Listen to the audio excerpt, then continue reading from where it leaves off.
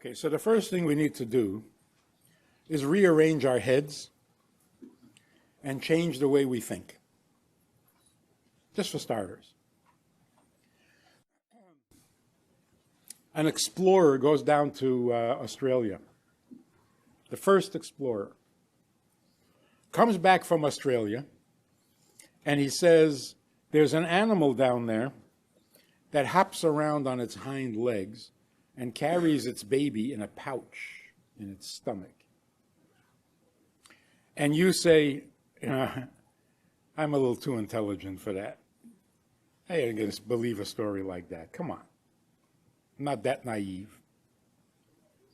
I'm too intelligent to believe that. Would that be an intelligent response?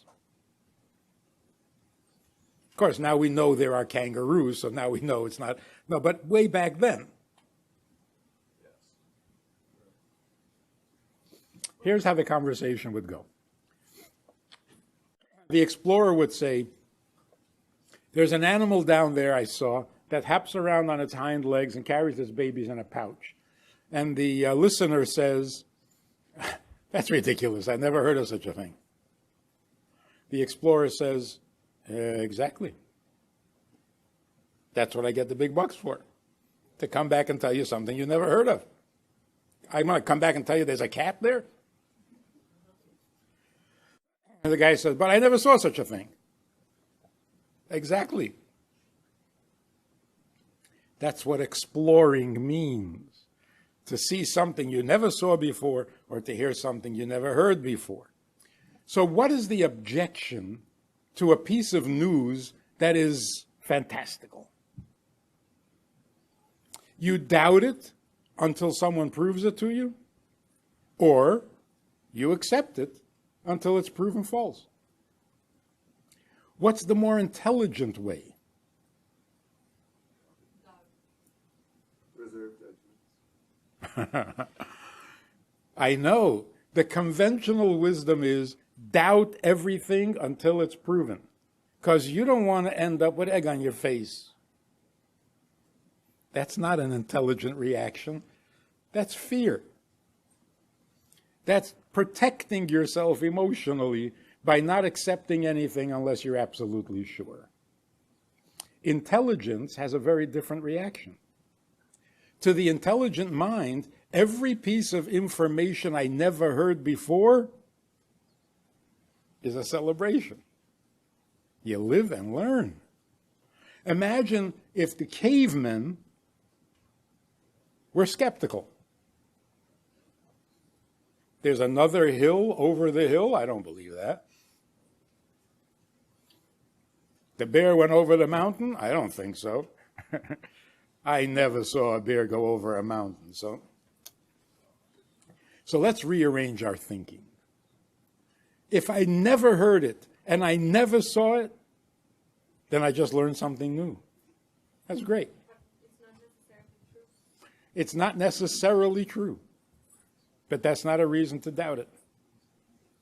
See what I mean? I don't know. There was a woman in class once, in our program in Beis Chana. Anything I said, she said, but you don't know that for sure. I said, well, yeah, I do. No, you can't know that for sure. Maybe not. And it was a little ridiculous. So at some point I said, will you stop already? Maybe not, maybe not. Maybe your mother's not really your mother. You were switched in the hospital. She goes, oh my God. Wait a minute, I didn't mean to add another doubt to your mind. Doubt, by the way, is totally unnecessary in life. You can go through life without ever having doubts. I mean, think about it. What is a doubt? You think there's life out there on other planets? I doubt it. You doubt it.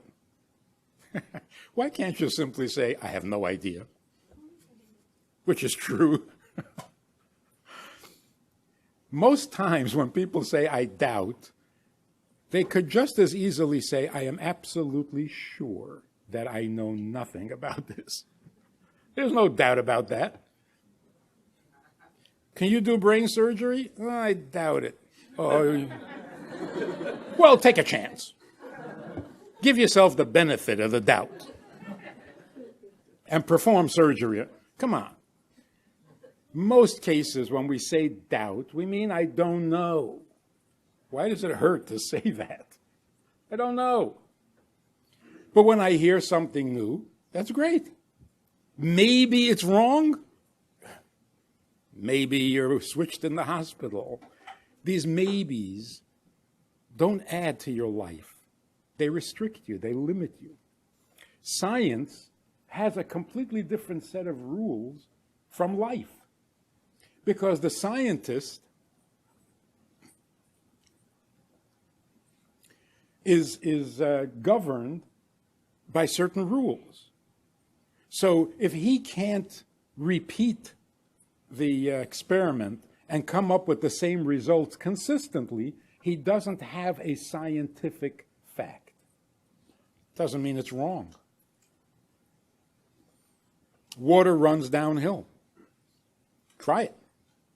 Try it under all circumstances and see if it's consistent. And if it's not, water runs downhill anyway. Whether the scientists can prove it or not. So the whole idea of proof, oh, you can't prove that. Proof is appropriate in a laboratory, not in life. So, for example, you're a psychiatrist, and you come home to your spouse, and you say, hi, how was your day? Or the spouse says to you, how was your day? And you say, do you really want to know, or are you trying to cover up on something that your mother said to you 30 years ago? If you do that to your spouse, you're going to be single for a long time.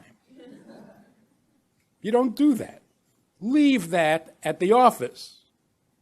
That's fine when you're treating patients. It doesn't work in life. Same is true with the scientist. The scientist comes home and his wife says, oh, I missed you. Where's the evidence? You can't prove that. Yesterday you didn't miss me, so something is inconsistent here. Yeah, you do that, you're going to be divorced in a week. So what belongs in the laboratory, what is appropriate in your clinic, don't bring it home. That's not how you live. Life has a completely different set of rules. Life has to be enthusiastic. Life has to be innocent and uncomplicated. Life has to be trusting, secure. If you need proof for everything, somebody has lied to you too often. So where do we get this skepticism, the cynicism, the doubts? Because somebody told me there was a Santa Claus, and there is not. Well, nobody ever told me that. I've been called Santa Claus, but nobody ever...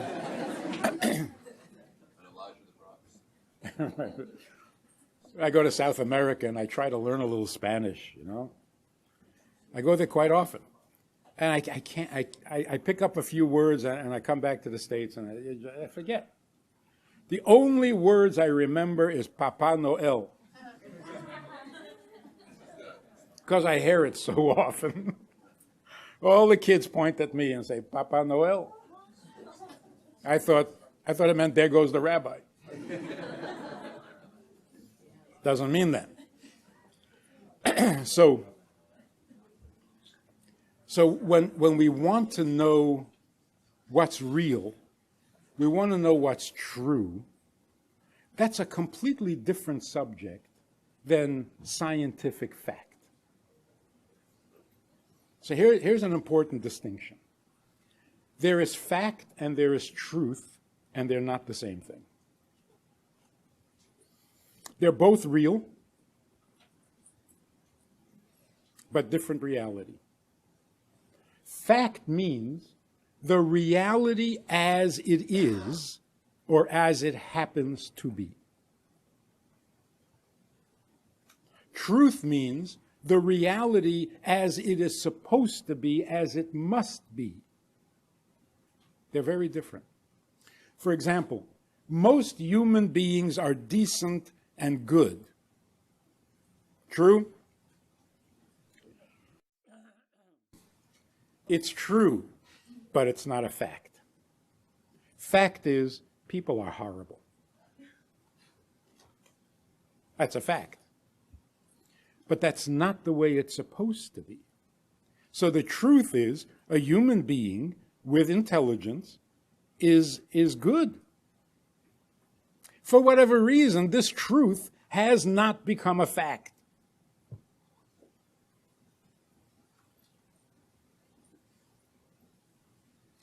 Jews don't eat pork. True or false?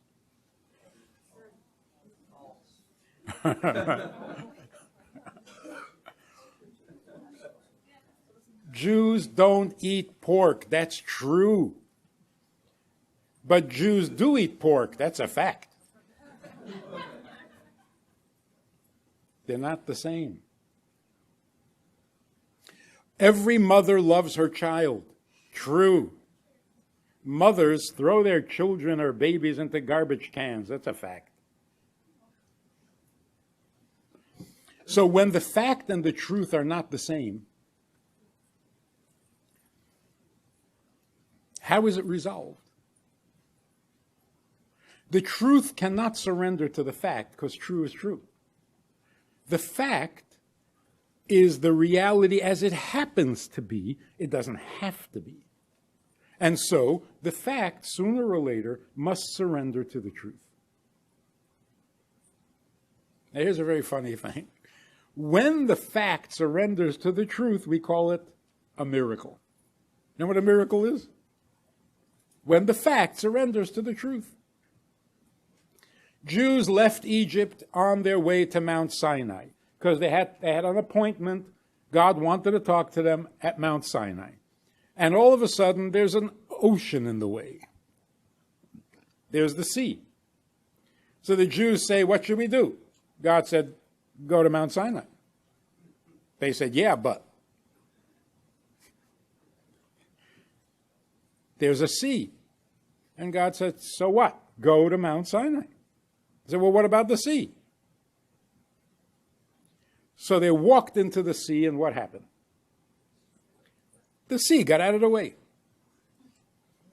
Miracle of miracles. But what actually happened?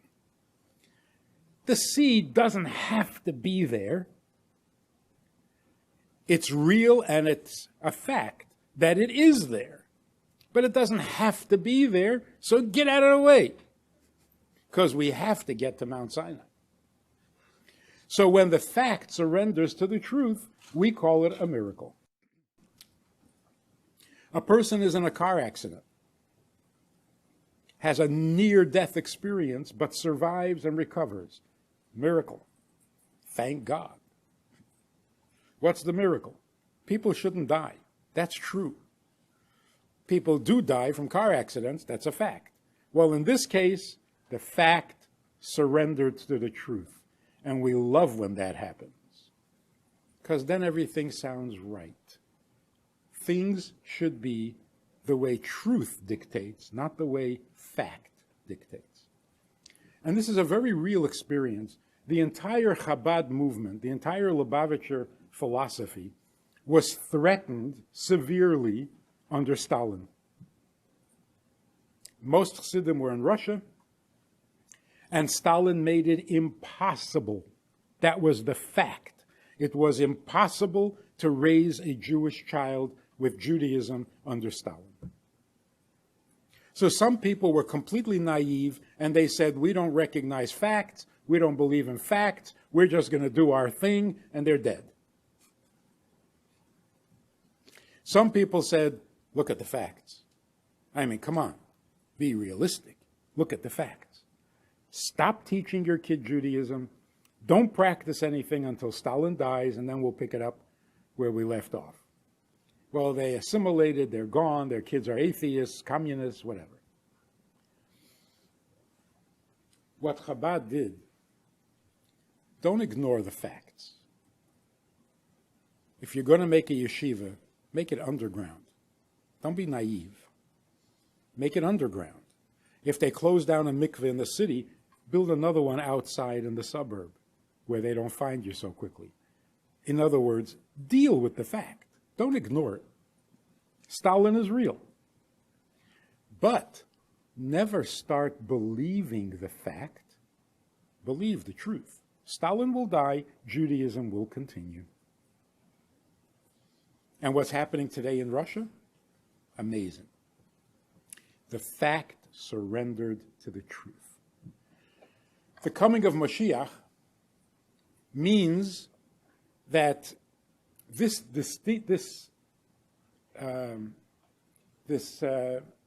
split between fact and truth can't go on forever.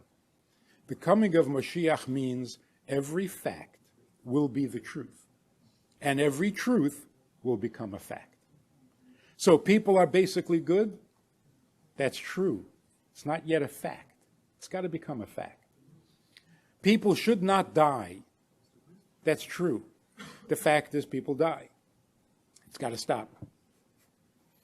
The facts have got to surrender to the truth so that the world will be not only what it happens to be, but what it's supposed to be. Now, who knows what the world is supposed to be?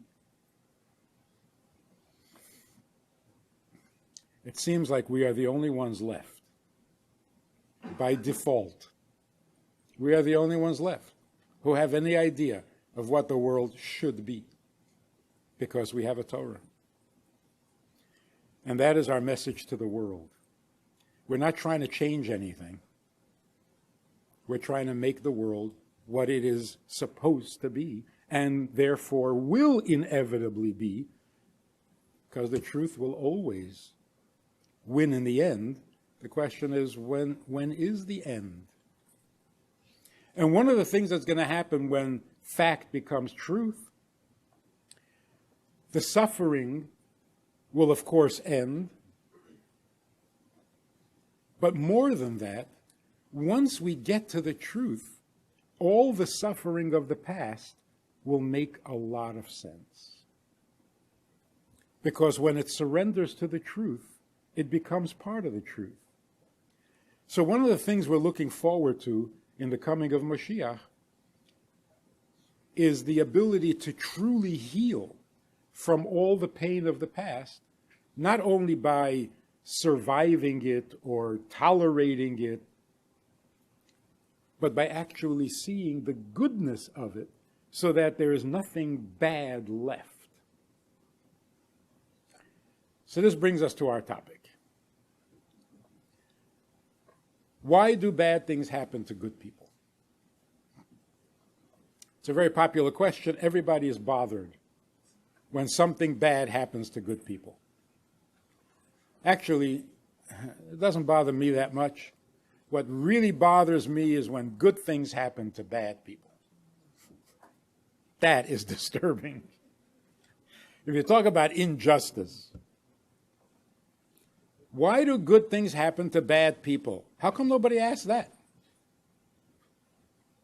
Why do bad things happen to bad people? Nobody cares?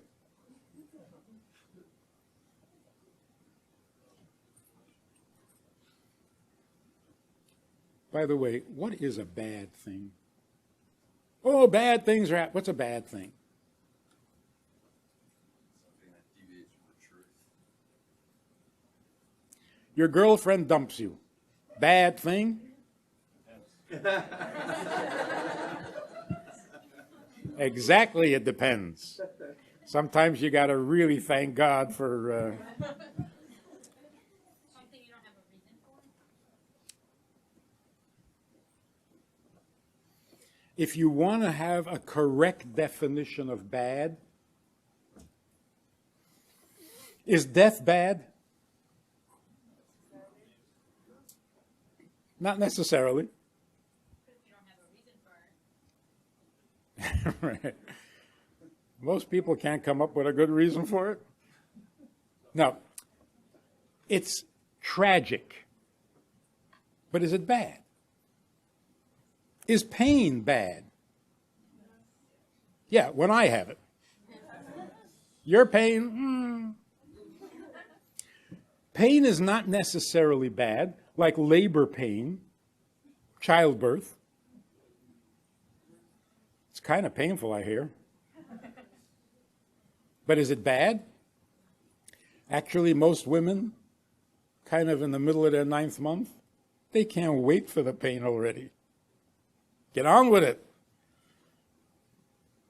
But false labor pain, oh, that's bad. Death is not necessarily bad, but wrongful death, oh, that's bad. Who needs that? An operation is painful, dangerous. Is it bad? No, unless it was supposed to be performed on the guy in the other bed. Then it's bad. Because there's no explanation. In other words, the word bad, if you're using it correctly, describes something that happened that shouldn't have happened. It shouldn't have happened, then it's bad. But if it should happen, well, then it can be very painful. It can be tragic. It can be frightening and dangerous, but you can't call it bad.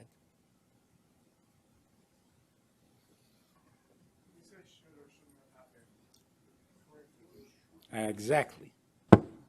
Exactly right.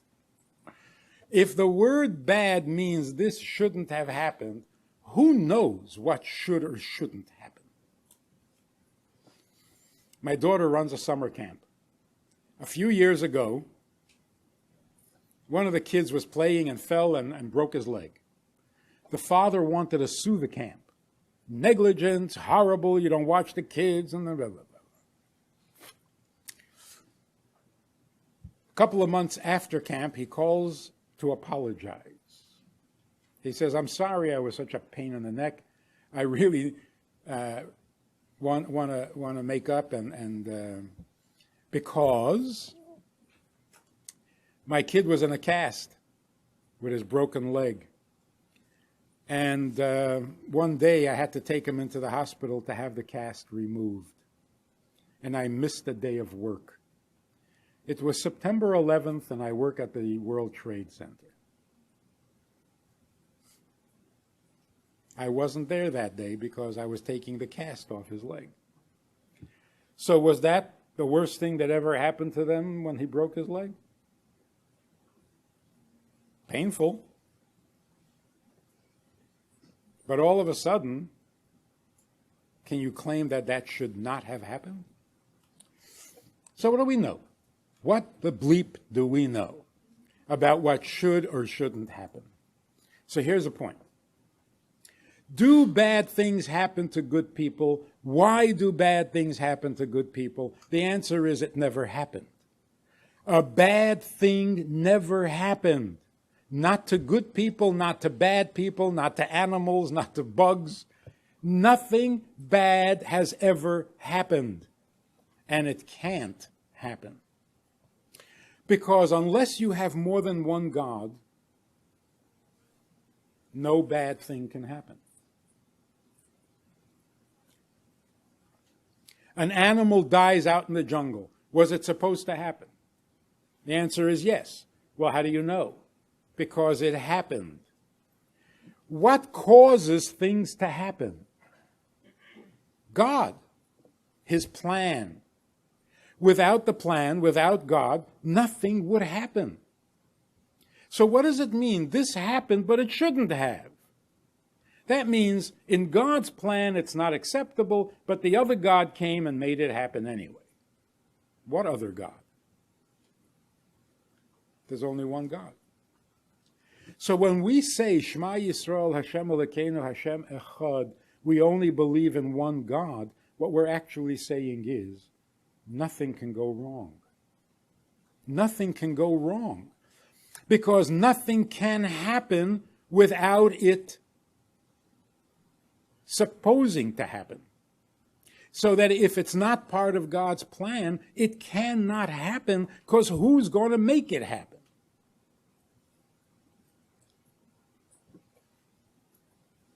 So nothing bad has ever happened. Did painful things happen? Yes. Did tragedies occur? Yes. But bad? No. And here's another interesting thing. What makes people depressed? What makes people give up on life? Pain? Hardly ever. Tragedy? Hardly ever. Because if pain and tragedy made people give up on life, we would be gone by now. There would be no human race anymore. We would all have given up. I mean, the amount of pain and tragedy that occurs in the world. What makes people depressed? The thought that this should not have happened. That makes us crazy. Not only because of what happened, but if something happens and it shouldn't have happened, then what's next? Then that's it. It's unpredictable. There's no rhyme or reason. You don't know what's going to happen next. You give up. Without that question, without this feeling that it shouldn't have happened, we can survive anything. Viktor Frankl came up with a whole school of psychology based on this idea. He went through the Holocaust, went through the concentration camps, and he noticed people who thought there was some purpose to what was going on survived. And those who thought that the world had just gone insane couldn't handle it. So the belief that nothing bad can ever happen because everything happens by divine plan is life-saving. It literally helps you survive. So why do we pray? Why do we complain to God, which is a very Jewish activity? Why? If we know that nothing bad is happening, what are we kvetching about? Here's the important application to your life. Anyone with a drop of decency will complain about an injustice.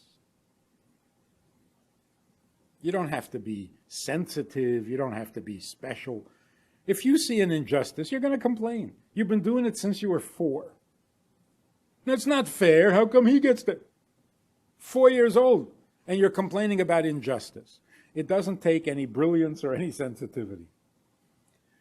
The real trick is, will you complain when something painful happens to another person that makes perfect sense to you?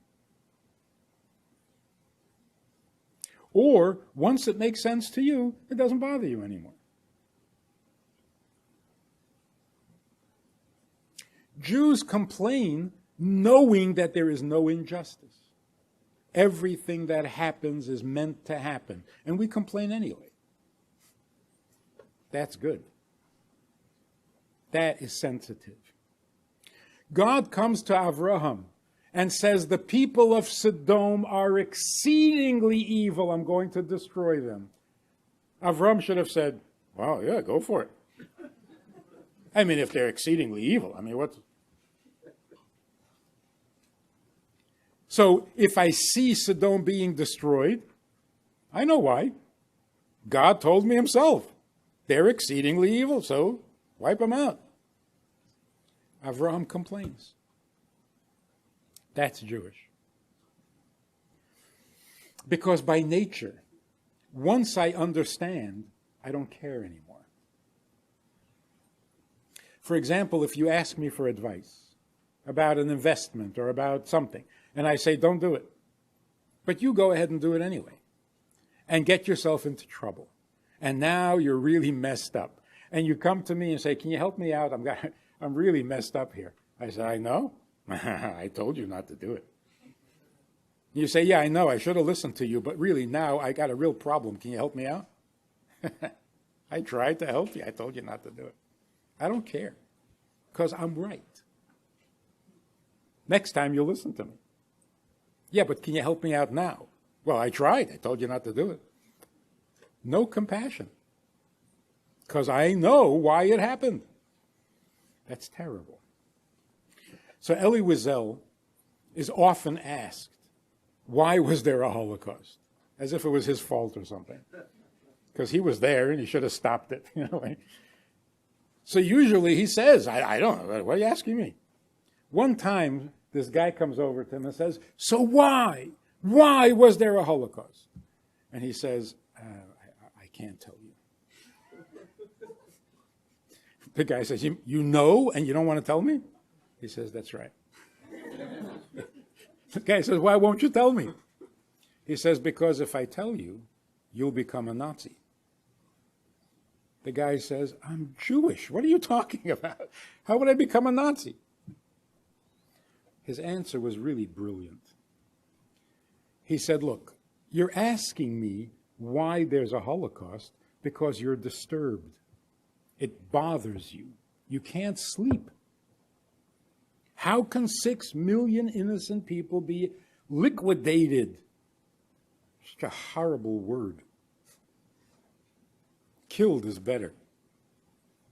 But they weren't killed, they were liquidated. And it bothers you, it disturbs you. You can't sleep well at night. So you come to me and say, tell me why. I'll tell you why. And you'll say, oh, so that's why. Okay, I can sleep now. Now you're a Nazi. You're asking me to make you feel comfortable with a Holocaust. Only Nazis can do that. So what are you asking? Truth is, when we ask why was there a Holocaust, the last thing we want is an answer. Don't you dare answer that question. Because by answering it, you're saying it was okay. It's not okay. Yeah, well, I'll explain it. No, you won't explain it. And that's why people complain. I've been asking this question of everybody I meet, and nobody can answer my question. You don't want an answer. If you really wanted an answer, you're a Nazi. We don't want an answer. We want a change. We want the fact to surrender to the truth, not a good answer.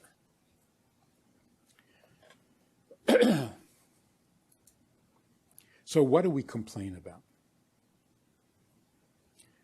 You hear this all the time.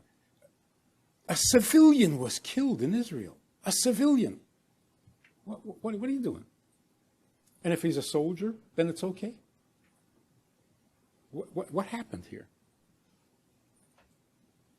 A guy puts on a uniform, he deserves to die?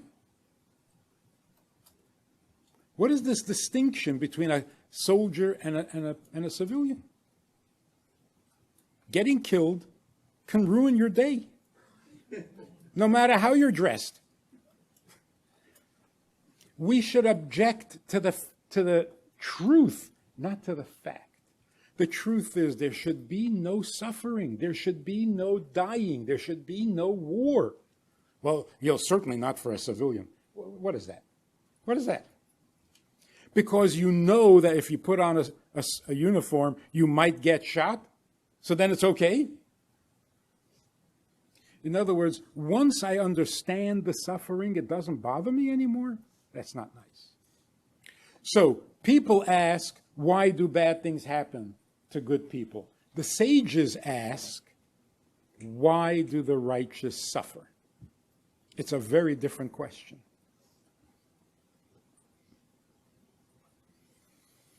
Why do the righteous suffer means I know there's a reason. I know it's all for the good. I know nothing happens unless it's supposed to happen and it's meant to happen. I know that. It still bothers me. The Catholic Church used to kill midwives. They called them witches, but they were midwives. Why would they want to kill midwives?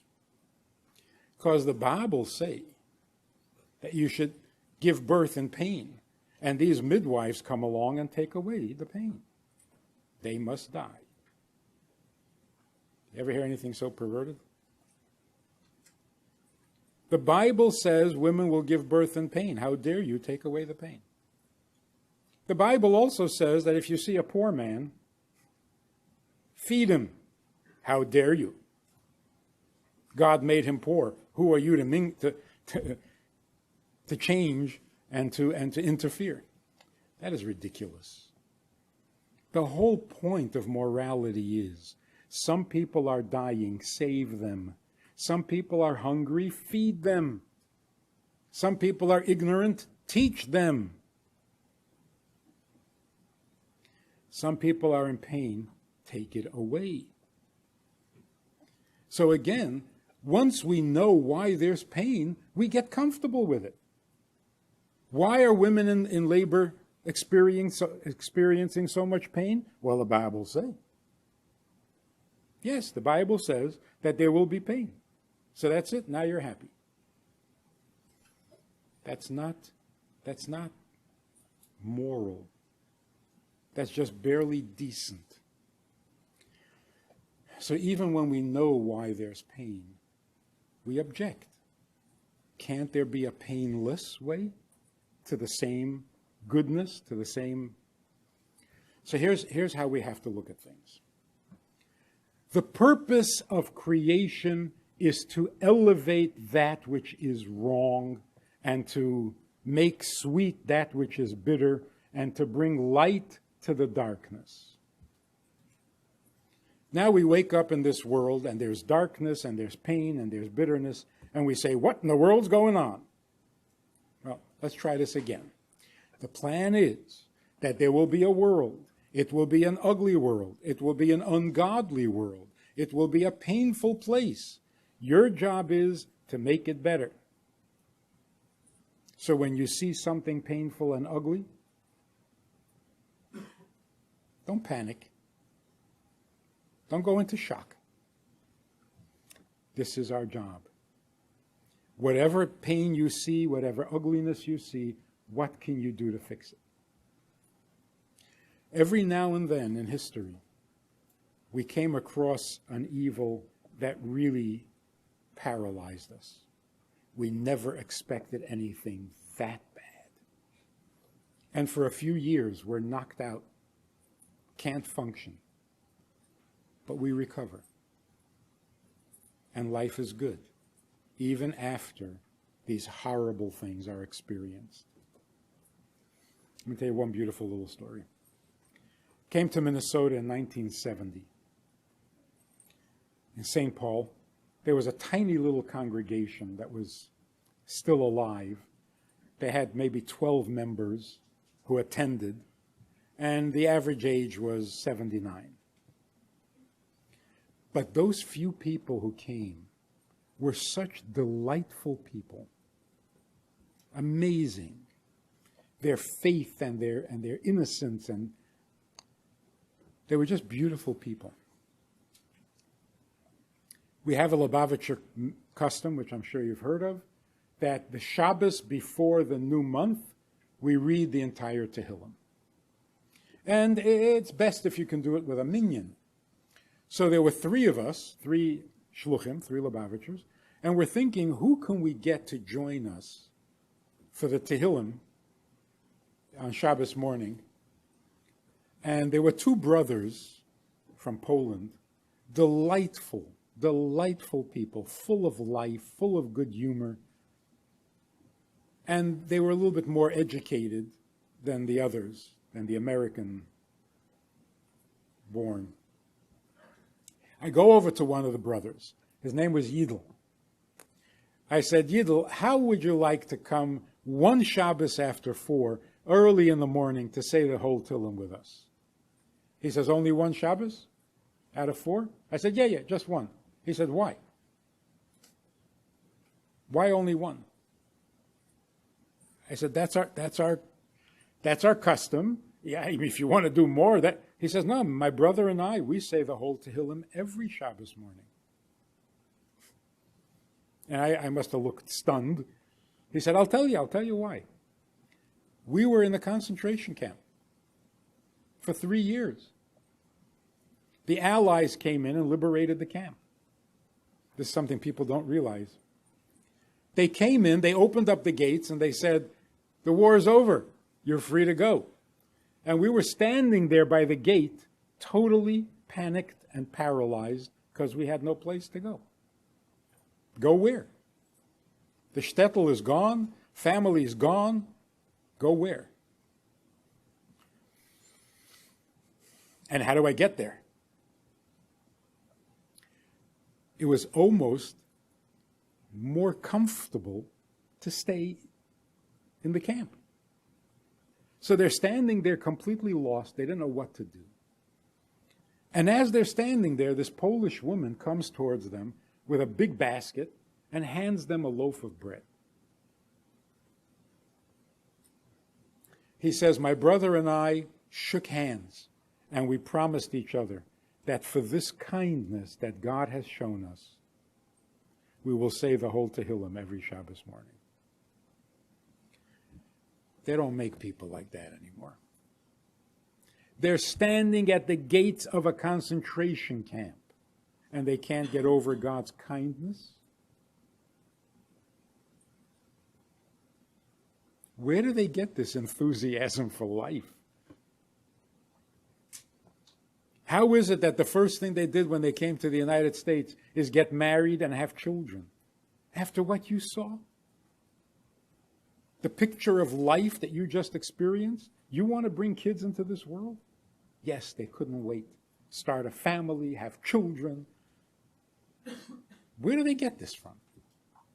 How does this work? You would think people would give up. In fact, Eli Wiesel himself, the first time he spoke to the Rebbe, told the Rebbe that he has no intentions of having children. Not in this world. And the Rebbe had to convince him.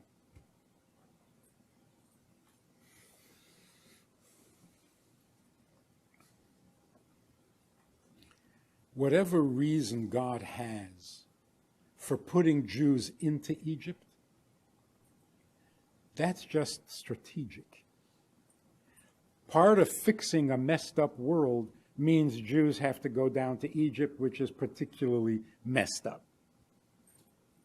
That's strategic. But when God takes us out of Egypt, that's personal. When a person gets sick, God forbid, it's strategic. It's part of what has to happen in the process of fixing this world. But when a person is cured, that's personal on God's part. When I send you down to Egypt, that's a job. When I take you out of Egypt, that's because you're mine. Like, bring home the troops. Bring them home. Isn't that beautiful? But who should bring them home? The government. Well, the government is the one who sent them. A king sends his people to war, and then he is so thrilled when they come home. What are you thrilled about? If you don't like them at war, why'd you send them? Again, the answer is, if we're talking about a decent king or a real president, you send people to war because it's necessary. You bring them home because they're your children. It's a different thing. So God gives us difficulties because that's the job. That's what has to happen. But when the difficulty goes away, that's personal. That's because he likes you.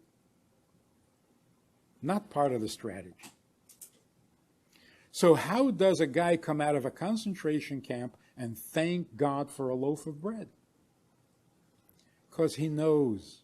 The concentration camp was a strategy. It was a strategic move. How, why, I don't know.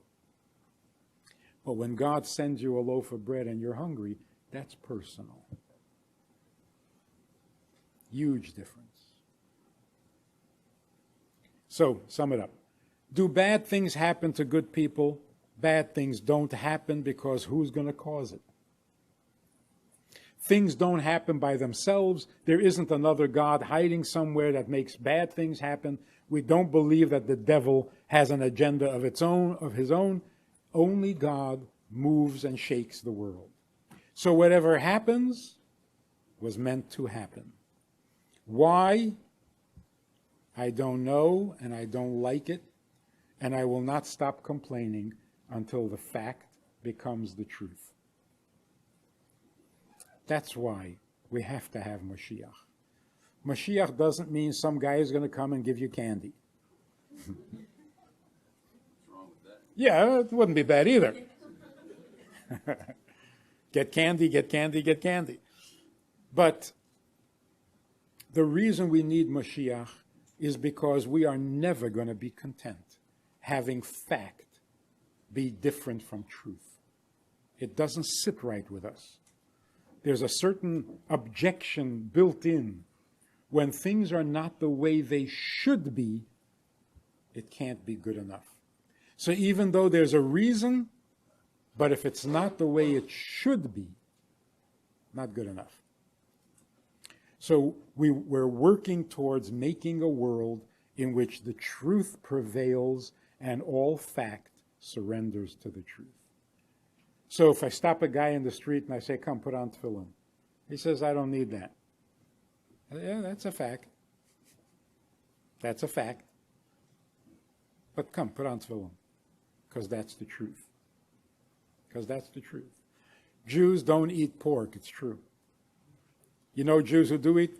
Well, that's a fact.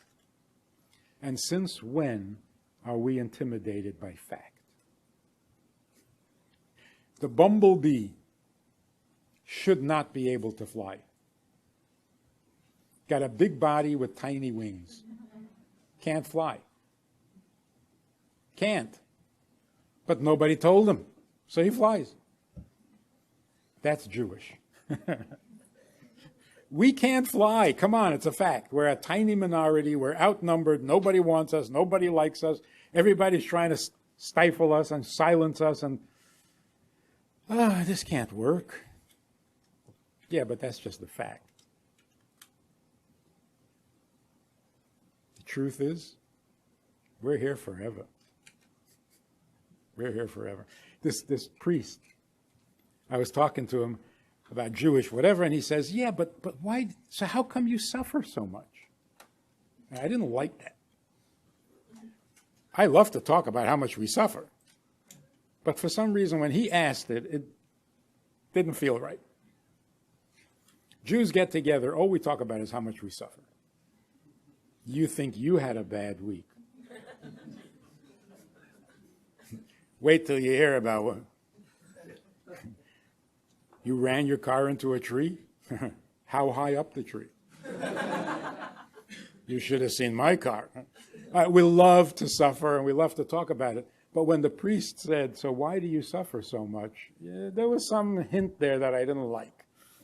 So I said, we suffer? What gives you the impression? He says, oh, come on, throughout all of history, you always suffered. I said, no, throughout all of history, we were always there. So if you hang around for 4,000 years, you had a lot of headaches. We don't suffer more, we live longer. But the Romans didn't suffer. Of course not, they died. Dead people don't suffer. So what makes you think we suffer? And by the way, I said, how many holidays have you got on your calendar? 2? And one of them celebrates his death? Have you seen our calendar? I think we're having more fun. And it's true. The fact is that we can't even exist. And the truth is we're having more fun. We have more life. We're more in touch with truth. And the fact, well, it's going to have to surrender. Because the facts always surrender to the truth. I think that the confusing question, whatever God does is meant to be. I mean, that's what it means. But what about what people do? Or monkeys? If we have free will, can't we cause suffering that wasn't meant to happen? Because I have free will. If I decide I want to hurt you, you're in trouble. And it wasn't meant to happen because I wasn't supposed to do that. That's where it gets a little complicated. Free will can be very confusing too. Free will means I am free to choose my will. Doesn't mean I'm free to do what I want. And that's rather obvious because so many times I wanted to do something and I couldn't do it. And I can't complain, hey, what happened to my free choice? Read my lips. Free choice. You made your choice. That's all the freedom you're going to get. So you decided to rob a bank? That's it. That's your freedom of choice. Now, are you going to rob the bank? No, because you're a schlemazel. You don't know how to rob banks. You're the gang that can't shoot straight. So you can't complain if you make your choice and fail. You can't complain to God. Hey, what happened to my free choice? You made your choice.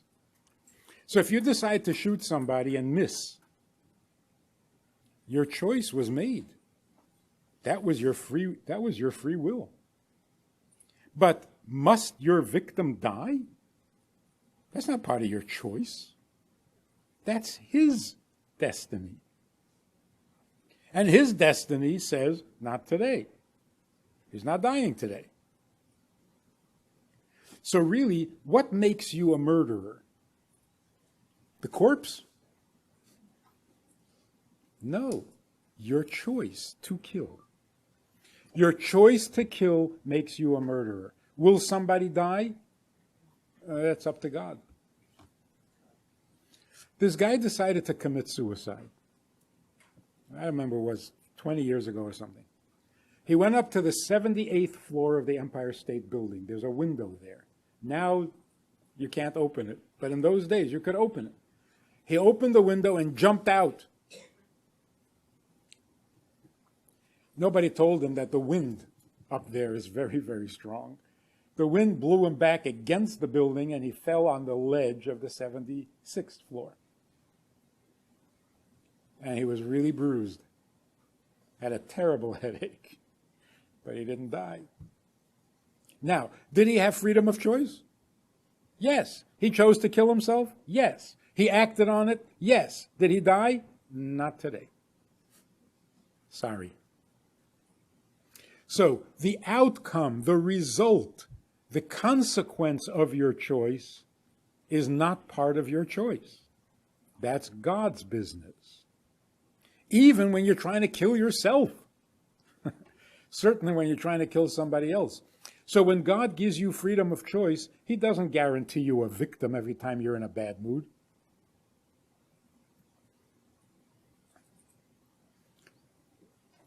This is really a significant concept. If you ever feel that you are suffering from somebody else's bad choice, you're wrong. No one can hurt you. No one can hurt you, even those who desperately try, even those who are devoted to hurting you. You cannot get hurt because of another person. The hurt can come through another person, but from God, not from another human being. Where do we see this? Yosef's brothers sold him into slavery. First they wanted to kill him, then they threw him in a pit, and then they sold him. Now he is the viceroy of Egypt with all the power in the world, and they're sure that he's going to take revenge. So they beg, they apologize, they plead with him, please don't punish us. What was his answer? His answer was, you had bad intentions. But God had it all planned out for the good. So why would I be angry at you? I have no reason to be angry at you. Because what happened to me was God's plan, not yours. But it's interesting that he didn't let them off the hook. He said, you had bad intentions. Do something about that. Get some help. because you're bad. But that has nothing to do with me. What happened to me comes from God. So people can have bad intentions and really want to hurt you. But if you do get hurt, that's God's decision. Otherwise, for all their bad intentions, you will not get hurt. How many times has somebody tried to hurt you and you're completely unaware? So, everything that happens is part of God's plan. A human being's choice can be bad, but that's where it ends. You made your choice, now God decides what's going to happen. That makes us much more moral. Because if you decide to hurt somebody, and that person doesn't get the insult, that doesn't make me any better. I can't claim to be a nice guy because I never hurt her. All I can do is try to hurt her, and I tried. So I'm as bad as I can get. The guy who says, yeah, I tried to shoot him, but I missed. Well, now you're a murderer and a schlemazel. You're no less a murderer. Huh? The only way I can become be a murderer is by choosing to be. That's all I can do. After that, once I let go of the arrow, I'm not in control anymore. So I let go of the arrow, that's it. That makes me a murderer. So all those rockets that the Hamas fire into Israel, which stunningly, miraculously doesn't hurt anybody. Have you noticed this? There's something so weird. You listen to the news. 3 rockets were fired in, no injuries. Next. Well, wait a minute. Say that again. 3 rockets were fired, no injuries? And this happens twice a week, every week? Say, well, they really are bad shots. By accident, more people should get hurt. This daily miracle is absolutely stunning. So they're so ineffective. Oh, really? Those rockets blow up. Yeah, but they're always in a garbage dump. Nobody's ever home when they land. What is going on here? This is what, 10 years? This is 4. That's why Israel gets up in the UN. 12,000 rockets were fired at us. Yeah, but nobody got hurt, so who cares? So, excuse me, how do you fire 12,000 rockets and nobody gets hurt? I mean, we're talking about Israel, not Texas. There isn't that much empty space. Anyway, but the point is, once they fire the rocket, they are terrorists. The fact that God blows the rocket into the ocean, that's not to their credit. See, I'm not so bad. Yeah, you're bad. You're as bad as you can get. So that gives us a much more stringent definition of morality. You're a murderer as soon as you pull that trigger. How significant is it that you choose, even if it doesn't turn out that way? I mean, imagine a daughter calls her mother and says, Ma, I didn't mean to hurt you. Does that make a difference? Of course. Our intentions to God are so significant that it changes everything. If you meant well, He loves you, even though you messed up. And if you meant evil, even though it turned out okay, He's not happy with you. So freedom of choice is its own significance. It doesn't have to have consequence, to be significant. And the thing with Mashiach is this. We don't know which acts are the ones that God is waiting for so that he can bring Mashiach. It could be the very next thing I do could tip the scales. So we have to believe that every good act, everything we do to prepare the world for Mashiach might be that final straw that's going to bring Mashiach. And it is part of God's plan. But plan is not the same as act. So God has a plan, but we got to go through we got to do it. So it's exciting to think that after 5,000 years of really great people doing really great things, all that is left for us to do is one more tiny goodness that will make all the difference in the world. So let's get on with it. If you can do a mitzvah, don't think petty. Don't think tiny. Think global. If you can bring Mashiach 1 minute sooner, you know what that means? 1 minute sooner? If Mashiach comes 1 minute later, it means there will be one more moment of human suffering. You know what that means? 7 billion minutes of suffering. Why is that acceptable? So for myself, if you tell me Mashiach is coming next week, I'm fine. Next week is great. In fact, I can get my act together. It's good. I need a little time. So for me, next week is wonderful. But that means another week of human suffering. That's horrible. That's horrible. And if you're not worried about the whole world, how about just the Jewish world? 15 million minutes of Jewish suffering? Why is that acceptable? Or just your neighbor. You can wait a week because you're not in trouble. He's in trouble. He can't afford a week. So, get excited. We need Mashiach now, not tomorrow. Because tomorrow means 24 more hours of suffering. Does that bother you? It should. So do a mitzvah. Maybe it's the one.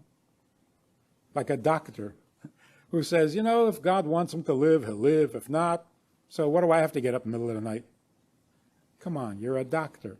Get up. Maybe you're the one who is meant to save him. Maybe you're the one who is meant to complete the job of correcting the world and getting it back on track. So in our lives from now on, before Rosh Hashanah, we should all have a good, sweet year. A good year means all the facts should be what they are. A sweet year means all the facts should match the truth. That we shouldn't have to explain anything because there are no further questions. The fact and the truth are the same. Life is good. So have a good year, a sweet year, a really true year full of Jewish stuff which will never go away. And the facts, they're just facts. Like the bumblebee, just keep on flying.